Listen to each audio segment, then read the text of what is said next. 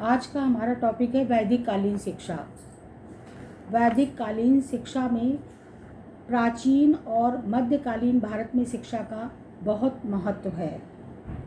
जब तक हम वैदिक कालीन या वैदिक युग की शिक्षा के बारे में पूर्णतः नहीं समझ लेते हैं, हमें बौद्धकालीन, मध्यकालीन या ब्रिटिश पीरियड में आए हुए जितने भी मिशनरीज़ की शिक्षा थी या स्वतंत्रता के प्राप्ति के पहले और स्वतंत्रता की प्राप्ति के बाद, हम किसी भी पहलू से शिक्षा को वास्तविक रूप से नहीं समझ सकते हैं।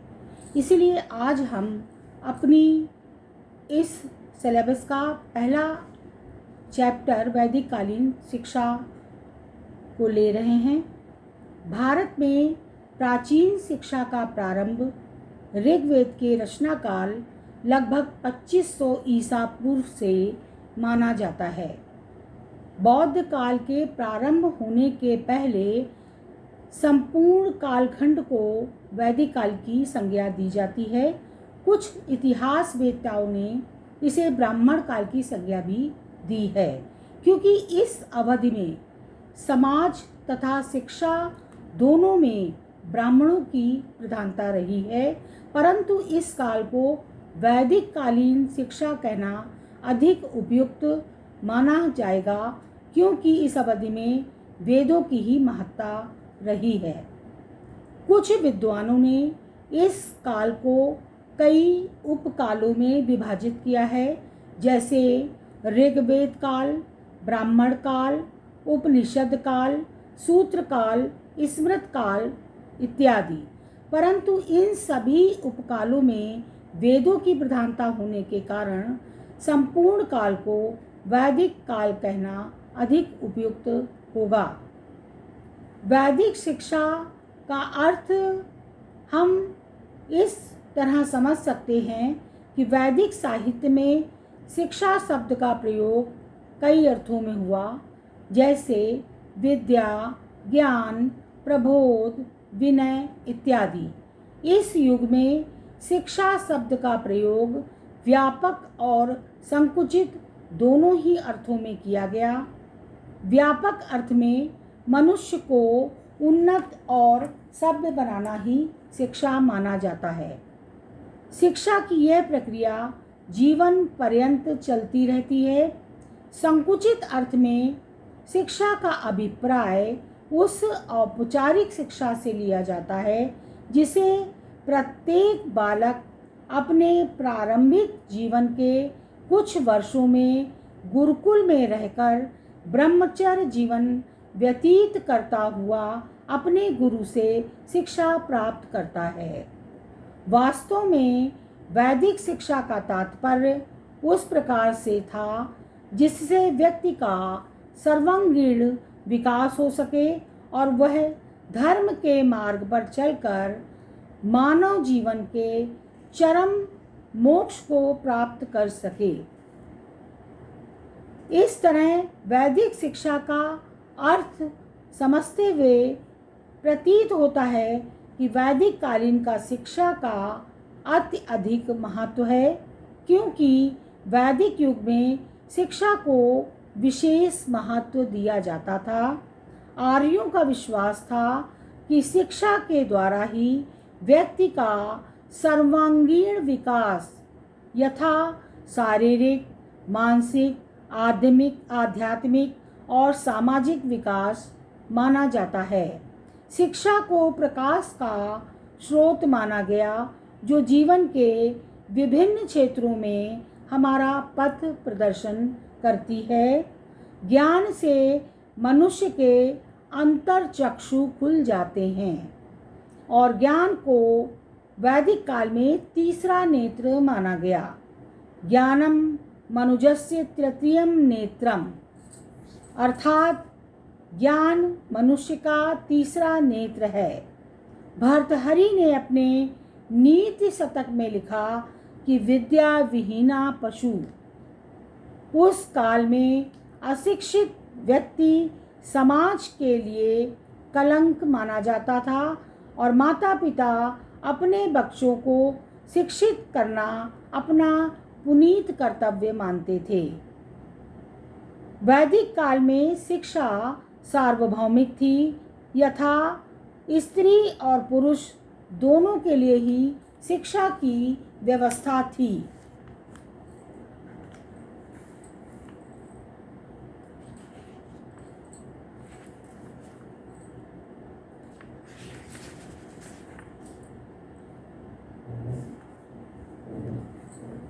वैदिक कालीन शिक्षा के उद्देश्य। वैदिक शिक्षा के उद्देश्य और आदर्शों की विवेचना करते हुए डॉक्टर अल्तेकर ने लिखा है कि ईश्वर भक्ति तथा धार्मिकता की भावना, चरित्र निर्माण, व्यक्तित्व का विकास, नागरिक और सामाजिक कर्तव्यों का पालन, सामाजिक कुशलता की उन्नति, राष्ट्रीय संस्कृति का संरक्षण और प्रसार प्राचीन भारत में शिक्षा के प्रमुख उद्देश्य और आदर्श थे। इनका संक्षिप्त विवरण इस प्रकार से है। पहला उद्देश्य ईश्वर भक्ति और धार्मिकता। ईश्वर की भक्ति और धार्मिकता।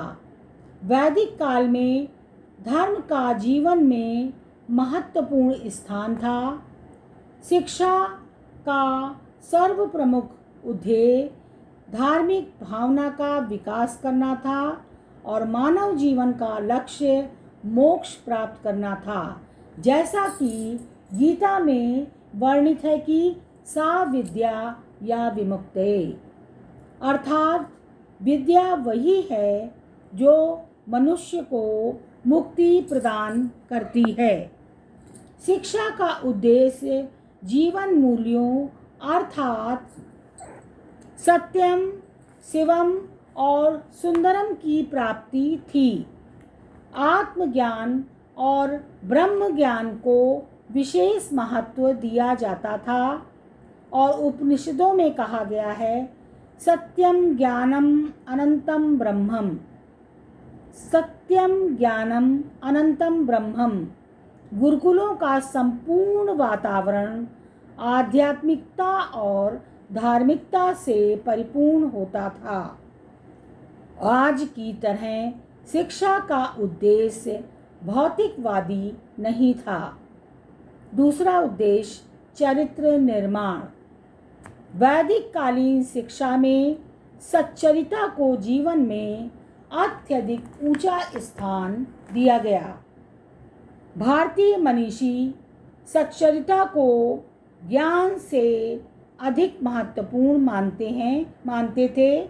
मनु स्मृति में कहा गया कि केवल गायत्री मंत्र का ज्ञान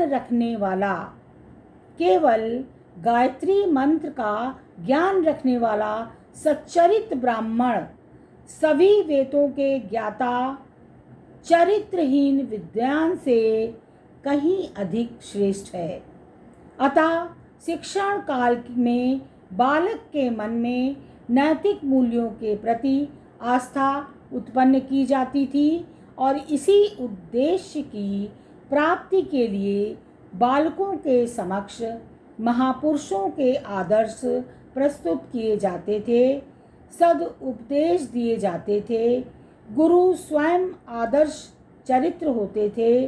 उनके सम्मुख हरिश्चंद्र, भीष्म, सीता, सावित्री के आदर्श उपस्थित किए जाते थे और ब्रह्मचर्य जीवन भी चरित्र निर्माण में सहायक होता था।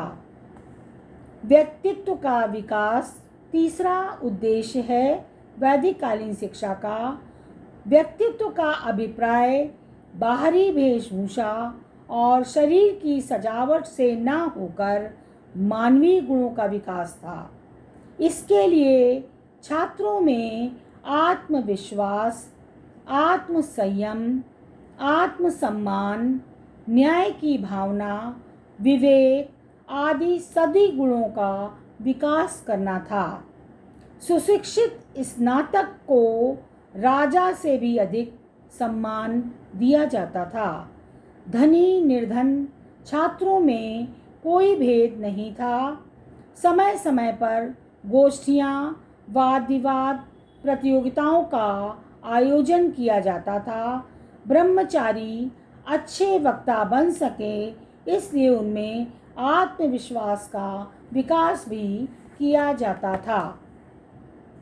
नागरिक और सामाजिक कर्तव्यों का पालन, यह भी वैदिक कालीन शिक्षा का एक महत्वपूर्ण उद्देश्य एवं आदर्श था। शिक्षा का यह उद्देश्य बालकों में सामाजिकता, नागरिकता के गुणों का विकास करता था। प्रारंभ से ही बालकों में सेवा भाव, कर्तव्य भावना, विनय, आत्मत्याग, निस्वार्थ भावना जैसी भावनाओं का विकास किया जाता था। अतिथि का सत्कार करना सभी का कर्तव्य था। परोपकार को उत्कृष्ट और परपीड़न को हेय माना जाता था। ब्राह्मण और वैद्य के लिए बिना किसी लाभ की इच्छा के समाज की सेवा करना अनिवार्य था। शिक्षा के अंत में गुरु अपने शिष्य को अतिथि सत्कार, दीन दुखियों की सहायता, समाज सेवा और परोपकार करने का उपदेश देता था। नेक्स्ट उद्देश्य है, अगला आदर्श है सामाजिक कौशल में वृद्धि। सामाजिक कौशल को उत्पन्न करना और उसकी उन्नति करना शिक्षा का महत्वपूर्ण उद्देश्य था। इस उद्देश्य की पूर्ति के लिए विद्यार्थियों को उनकी रुचि और उनके वर्ण के अनुसार ज्ञान की विभिन्न शाखाओं, व्यवसायों और कला कौशल की शिक्षा दी जाती थी। विभिन्न व्यवसायों में दक्ष व्यक्ति जीवन के भिन्न भिन्न क्षेत्रों में कार्य करते थे।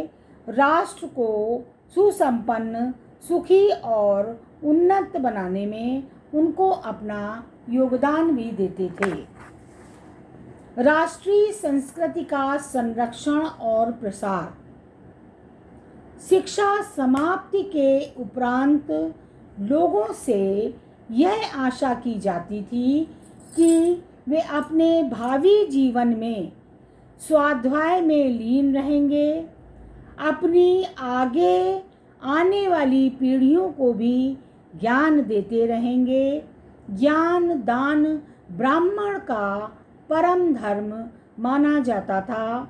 अनेक ब्राह्मण इस कार्य में लगे हुए थे और इसी उद्देश्य से तीनों ऋणों, देवऋण, पितृऋण और ऋषि ऋण का सिद्धांत विकसित हुआ।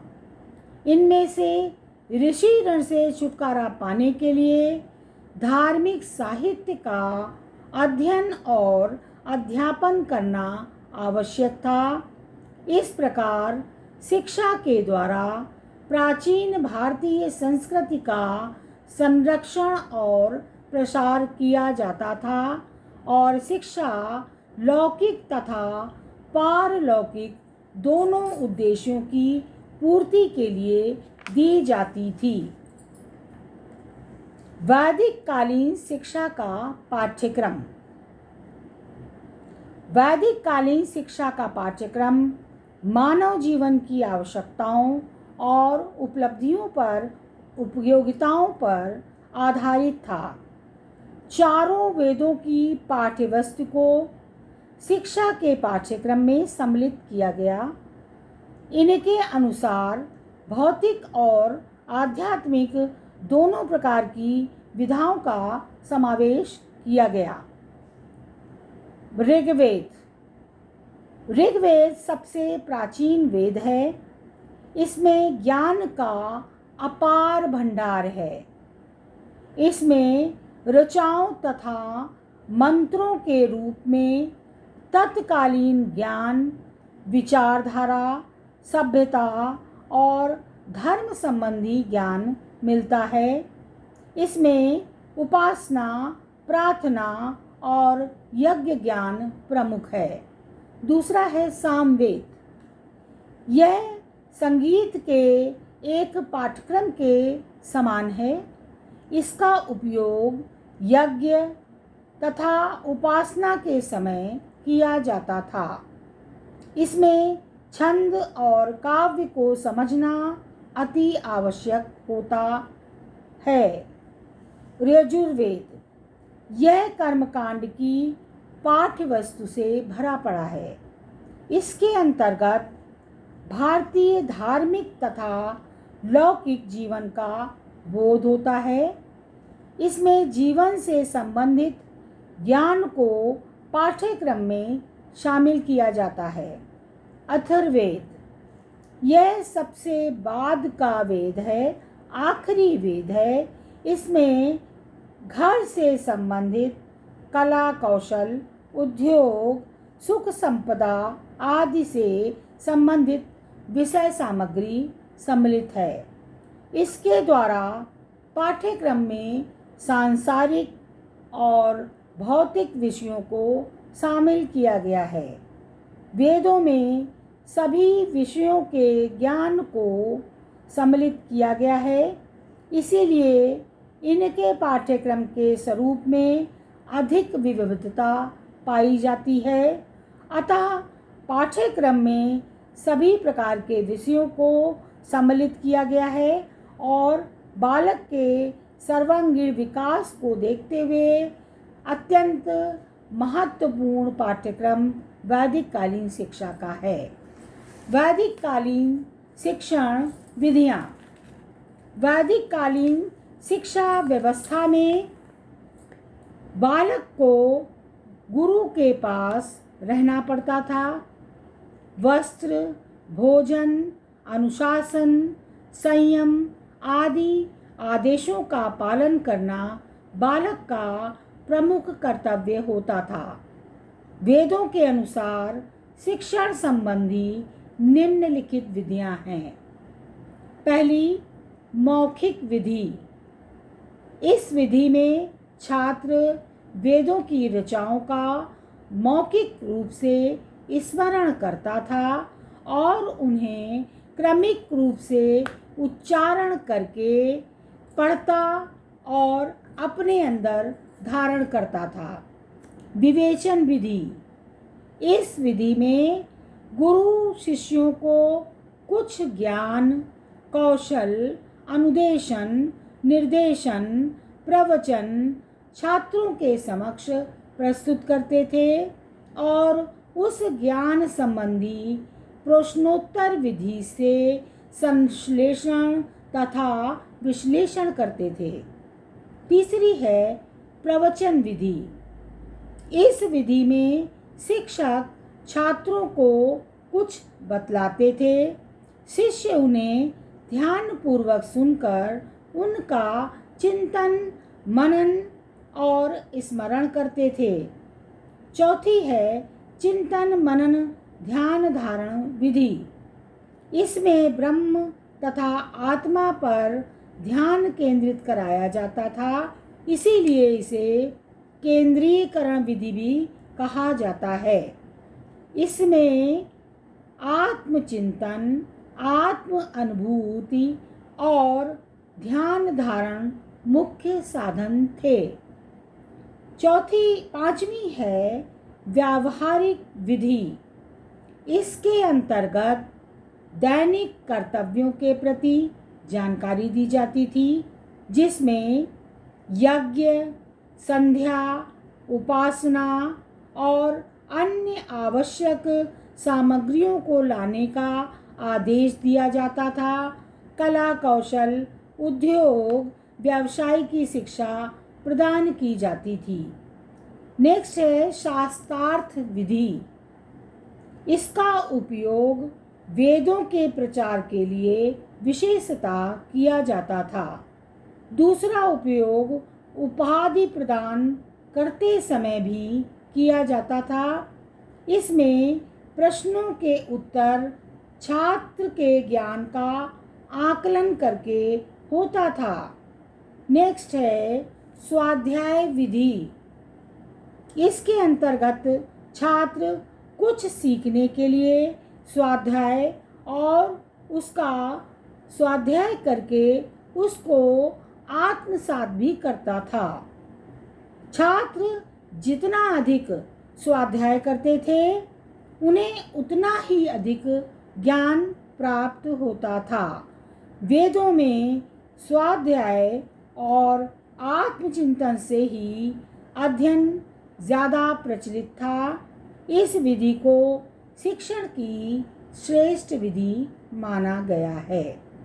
इस प्रकार वैदिक कालीन शिक्षा या उसका अर्थ और उसके उद्देश्यों और पाठ्यक्रम को देखते हुए प्रतीत होता है कि वैदिक कालीन शिक्षा बहुत ही महत्वपूर्ण और उपयोगी शिक्षा थी, जिसमें आगे चलकर हम इसे गुरुकुल शिक्षा प्रणाली के रूप में जानते और प्रचलित है, जिसमें बहुत सी महत्वपूर्ण चीज़ें, उनके उद्देश्य, उनकी विशेषताएं, उनका आज की शिक्षा में क्या योगदान है और आज की शिक्षा में उनको कैसे हम उपयोग में ला सकते हैं, इन सब की विवेचना भी बड़ी ही महत्वपूर्ण है, जिसको कि हम अपने अगले लेक्चर में ज़रूर शेयर करेंगे।